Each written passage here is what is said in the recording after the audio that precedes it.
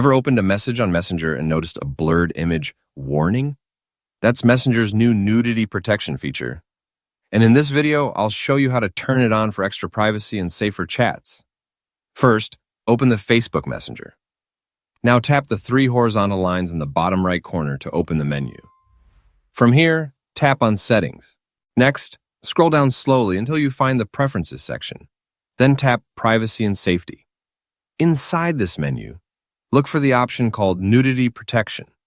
If you don't see it yet, make sure your Messenger app is updated to the latest version from the App Store. Now tap on Nudity Protection. You'll see a simple toggle switch at the top.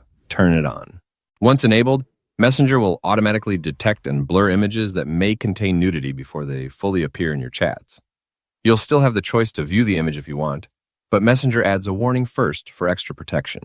This feature can be really useful if you want a safer messaging experience, especially for avoiding unwanted or sensitive images. And that's basically it. That's how you can enable nudity protection on Facebook Messenger in just a few taps.